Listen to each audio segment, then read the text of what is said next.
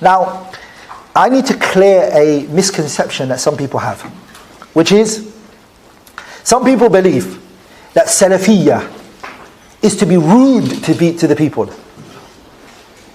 to be disrespectful to the people. When you meet somebody and you're Salafi, you're angry, you're frustrated. That's not how the Messenger was, alayhi salatu wasalam. Are we all together? If you meet your Muslim brother, Salafiyya teaches you all the hadith that come in virtuous actions, which is to smile in the face of your brother is a what? The Salafi, when he sees people who have gone wrong, he wants to bring them to the khair. And he takes the most gentle method, very soft in how he talks to the people, with respect, with gentleness. He also is willing to listen to anyone who tells him, I need to advise you. He'll say, okay, I want to hear. What do you want to advise me? What do you want to advise me with? And if they get it right and they tell you the truth, don't be arrogant. Say, you know what, brother? Jazakallahu khairah. Because the truth is the lost property of the believer. And you should take it from wherever you find it. Somebody tells you the truth. Are you going to say, it's because it came from you, I ain't taking the truth. I'm not taking the truth. What did the Prophet said? لا تحقرن الرأي وهو موافق حكم الصواب إذا أتى من ناقص فالدر وهو أعز شيء يقتنى. You take it, صح? ما حط قيمته هوان الغائص. If you lost your phone and someone took it and put it on top of a rubbish bin, or they threw it in the bin, and it's your iPhone 14 that you just bought, and somebody puts it in the bin, and you see it, it's in the bin, are you going to leave it? Yeah? Are you going to take it? Then why would you not take the truth from where it comes from? Sah? So somebody says, I want to advise you. The Salafi, because he wants to get closer to Allah, he knows he's imperfect. He knows he's not perfect. He wants to clean himself from any mistakes. So he wants to meet Allah, and he is at the best form he can possibly be at. So he's willing to listen. What do you want to tell me? Jazakallah khairan. Are we all together? He's going to take it. وَلِذَلِكَ The Salafi is known for the purity of his aqeedah, and is also known for his akhlaq and adab. The mannerism. Are we all together, brothers? Very gentle, kind, respectful. It's a must. So there is, sadly enough, some people who understood Salafiyya and they take a very harsh position towards the general mass. So for example, I was in a masjid one time with a Salafi brother.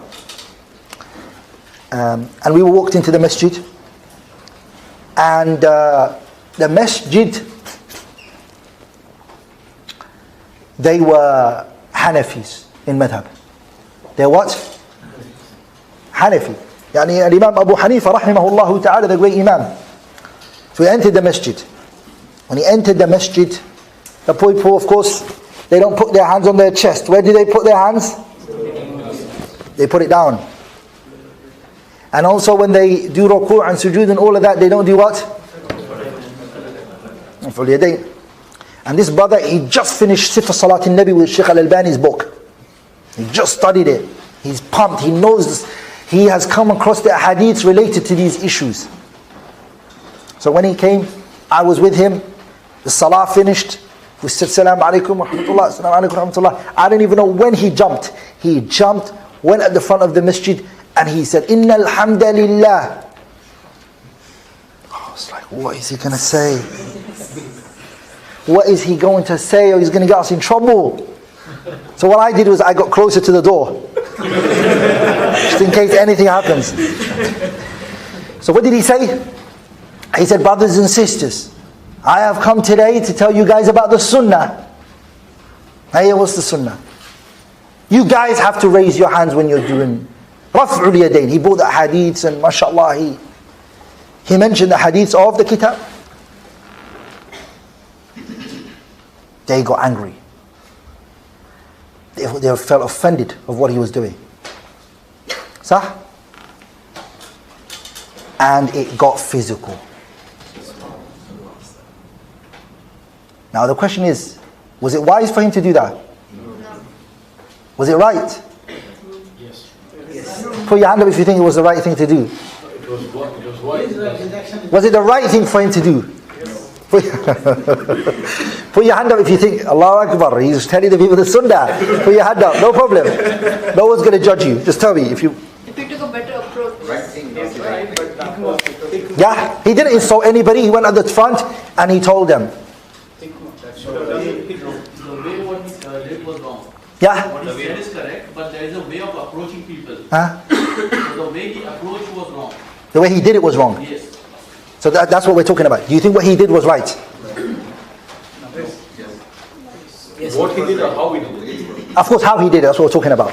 We're not talking about the issue of can you raise your hand or not, Raf'ul Yadayn. We're not talking about that mas'ala. Huh. Yeah? How he did it was wrong?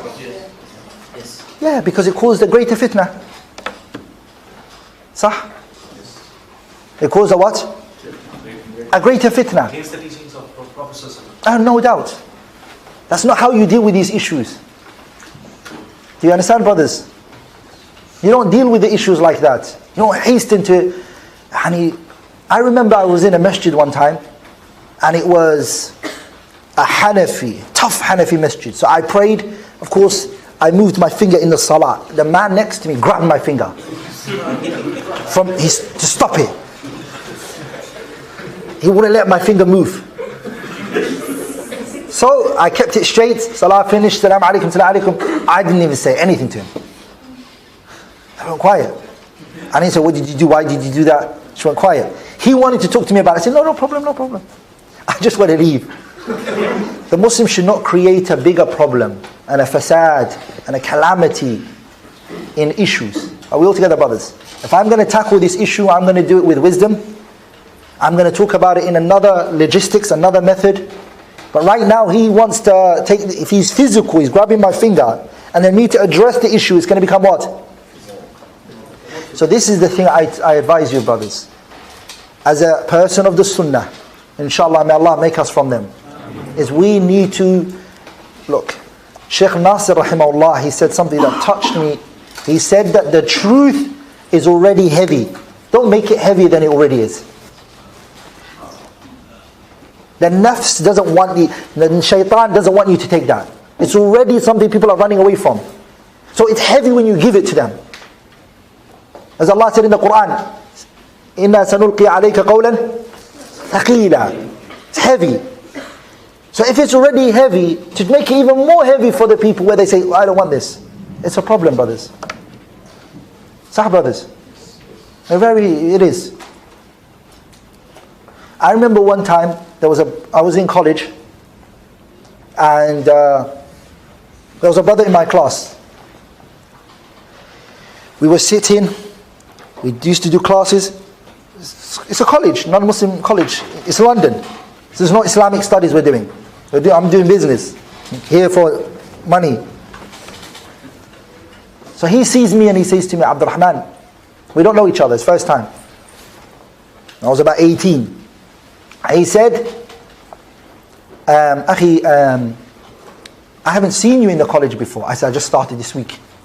So he wanted to get to know me. He said, he was here last year, and there's an Islamic masjid inside the college. So anytime Salah comes in, you can pray. I said, thank you. I really appreciate that. Where is it? So we got to know each other. And as we got to know each other, he asked me, what are you? I said, I'm Muslim. He said, no, I want to know more. I said, Salafi. He goes, Inna lillahi wa inna ilayhi raji'un. I said, why, akhi?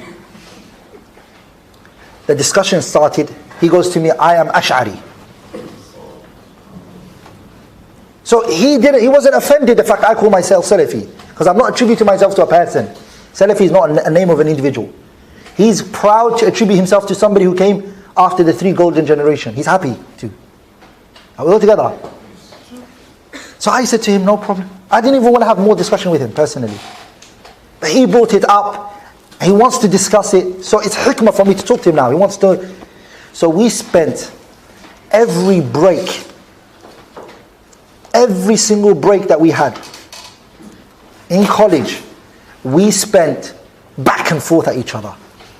I would carry books to college and we would sit in the playground, we go to the corner and we would just discuss these issues and back and forth. Wallahi, the thing that I want to say to you all, it was never disrespect. It always stuck to the topic. It never got outside, physical, you shout your name. It was, why can't you see that? And I'm only 18. And the brother was maybe 21 or 22. He was either 20 or 21. Maybe even 22.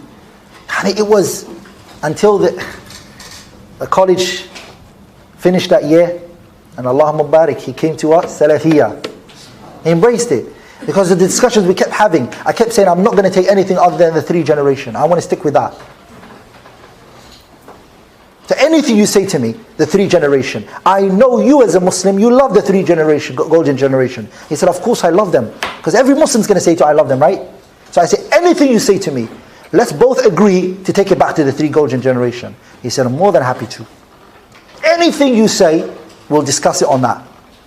So I have reference for all of the things I am saying to the Salaf. Because I have kutubu al-isnad. I have the chain for everything I'm saying. He says something and he says, I don't know where the Shaykh got it from. He's now questioning the person he never used to question. So there were sessions for 10 to 15 minutes where I was watching him reference his Shaykh and saying, but where did the Shaykh get it from? I wasn't saying anything, I was just watching. And then he goes through the next quote and he himself says to him, what about this? Where did the Shaykh get it from? He's turning over the pages and he's asking. I'm just looking at him saying, because we agreed on this. We agreed on this base. And it reached a point where he realized a high percentage of what he believed was where there was no evidence for it. Are we all together? And anything he quoted, that he said the Sahaba said, it will go through thorough grading. So we will sit down and we will look at the chain together. And we spent a whole year doing that.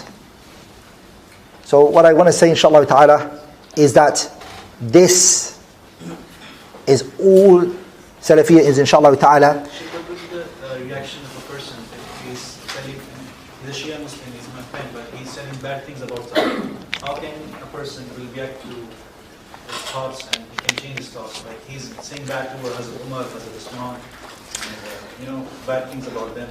So for me personally, within the Muslims, there are groups I just don't like to sit with. As tool. I avoid sitting with them for all. Again, there are certain people I just will never sit with. My heart cannot tolerate anyone saying anything about the Sahaba. That's a red line you just don't cross. It's a red line you don't cross. So for me personally, I want to avoid it. I want to stay away from you. And it's good for you to stay away from me. Because the Sahabas is a red line you just don't cross. Abu Bakr, he's more beloved to us than our mothers and our fathers and our children. The wives of the Prophet ﷺ are more beloved to us than what? Our own mothers. Are we all together? So people who critique and criticize these golden people is different to the person who criticizes Muhammad ibn Abdul Wahhab, who criticizes Ibn Taymiyyah. Are you with me? If you criticize Muhammad ibn Abdul Wahhab, we can still sit down and have a conversation. If you criticize Ibn Taymiyyah, we can have a discussion. I will show you why is your analysis wrong. But the Sahabas, it's a red line that I personally think any Muslim should not sit down.